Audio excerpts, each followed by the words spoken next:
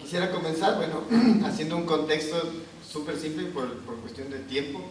Es importante, digamos, decir que la explotación petrolera comienza en los 70 en el Ecuador y que, digamos, cuando nosotros llegamos como colectivo Yasunidos en el 2013, gran parte del Yasuní ya estaba explotado.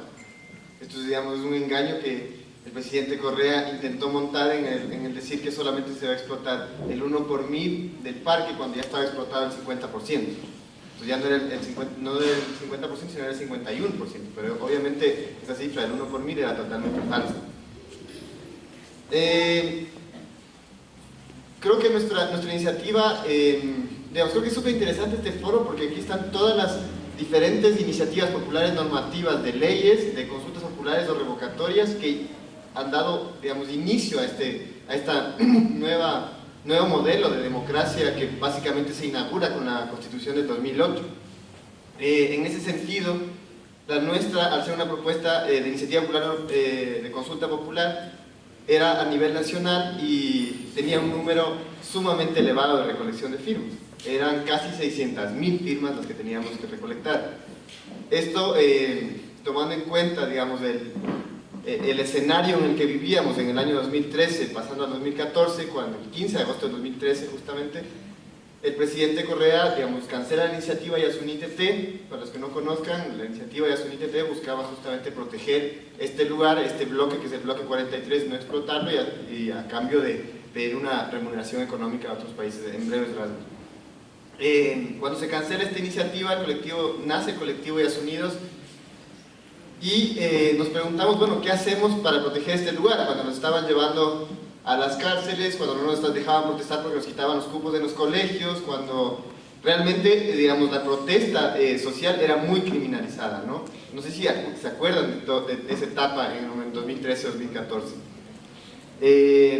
Ahí es cuando nace la idea de crear esta primera iniciativa de consulta popular y nos entramos en un dilema, ¿no? En un dilema porque al hablar de hacer una consulta popular básicamente estábamos poniendo a elección del resto de ciudadanos la vida de los pueblos en aislamiento voluntario que habita en este lugar. Entonces básicamente teníamos el dilema de infringir de cierta forma los derechos de los pueblos aislados con tal de digamos, defenderlos, ¿no? Al hecho de poner en consulta básicamente su vida, que es su territorio. Sin embargo, fue la única alternativa que nos quedaba, ya que justamente el presidente canceló la iniciativa, no se nos dejaba protestar, no se nos dejaba tener un diálogo en el que podíamos argumentar. Así, digamos, fue exactamente lo mismo lo que pasó en la Asamblea al momento de declararse de interés nacional la propuesta de explotación del Parque Nacional Yasuní. Entonces, como colectivo decidimos lanzarnos a recoger las firmas para esta iniciativa, ¿no? Obviamente éramos un colectivo que no teníamos antecedentes políticos de ninguna índole, no teníamos antecedentes o experiencia en la recolección de firmas y que básicamente nos tocó improvisar en el momento que nos dieron los formularios, en que el Consejo Nacional Electoral no tenía idea cómo manejar la iniciativa y que un presidente del Consejo Nacional Electoral era viejo amigo del presidente, a tal punto que el Domingo Paredes, expresidente del Consejo Nacional Electoral, salió a decir que nuestra iniciativa era una farsa, que era mentira lo que nosotros estábamos diciendo y que básicamente no íbamos a llegar a las firmas. Él era la persona que iba a contar nuestras firmas. Entonces, así teníamos el tablero nosotros, ¿no? Obviamente teníamos el tablero en nuestra contra no solamente con el Consejo Nacional Electoral, sino con todos los poderes del Estado, más obviamente el poder mediático estatal, ¿no? En que nos sacaban cadenas, en los que nos intentaban cerrar organizaciones, en que buscaban la forma a tal punto de incluso crear dos colectivos más que recojan firmas falsas, plagiando nuestros logos, plagiando nuestros formularios, porque sabían, digamos, que era un interés masivo de que la gente firme esta iniciativa, ¿no? Nosotros sabíamos que era un fraude anunciado, sabíamos lo que significaba recoger las firmas a tal punto que, bueno, cuando comenzamos a recoger las firmas, la Corte Constitucional, como debía pronunciarse y decir, sí, tienen la pregunta correcta, es constitucional, y no lo hizo y dijo, primero recojan las firmas y luego vemos qué hacemos. Nos dieron los formularios, salimos a recoger las firmas y comenzó todo este proceso que les comentaba de plagios y digamos, de abuso de poder. Y cuando el 14 de abril del 2014 entregamos las firmas, el Consejo Nacional Electoral decide sacar las firmas del Consejo Nacional Electoral y llevarlas a un recinto militar, ¿no? Ahí comienzan las violaciones de derechos. Bueno, comienza mucho antes, porque incluso en el mismo proceso de recolección de firmas, como no tenían un reglamento, hicieron un reglamento que luego cambiaron en medio del proceso y nos cambiaron las reglas de la recolección de firmas. Bueno, en la etapa de verificación de firmas se siguió exactamente el mismo objetivo, ¿no? Que era no dejar que pase la consulta popular de Díaz Unidos y poner todas las trabas posibles. A tal punto que, bueno, se nos negó las firmas, se nos negaba formularios porque el gramaje del papel no era el adecuado, porque en vez de poner Bermeo Pedro pusiste Pedro Bermeo. Así una serie de formalidades, cuando la Constitución y la ley de participación es súper clara y se debe siempre promover la participación, ¿no? La finalidad de la consulta era que la gente participe y la gente firmaba para esa iniciativa. Incluso llegó a tal punto que el Consejo Nacional Electoral salió a discriminar a personas por sus nombres, porque se llamaban, digamos, una serie de nombres no sé, como Batman o Superman, que existen en el país, que están en el padrón electoral. Y básicamente se usó esto para decir que las firmas de Díaz Unidos eran falsas, ¿no?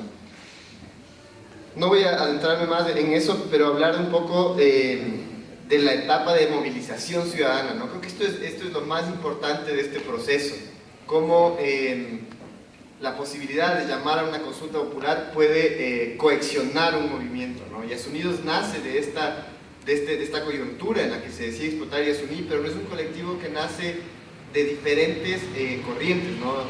Como decía Ramiro, estábamos los animalistas, pero también estaban los ecologistas, los que defienden los derechos de los pueblos aislados, personas LGBTI, personas feministas, es decir, había una serie de luchas que estaban convergiendo en este espacio, ¿no? A tal punto que nosotros decimos que Díaz Unidos es tan biodiverso como el Yasuní. Y creo que eso es lo que enriqueció muchísimo este proceso, ¿no? Y que se mantiene hasta ahora.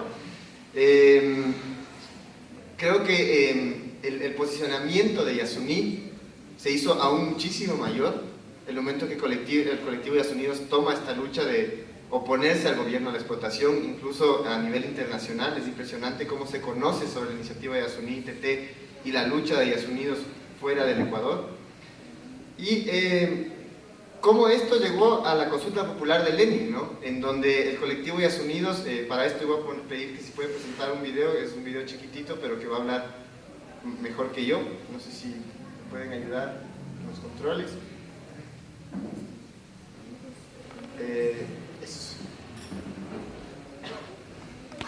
En el 2007 se lanzó la iniciativa Yasuní-TT para mantener el petróleo bajo tierra.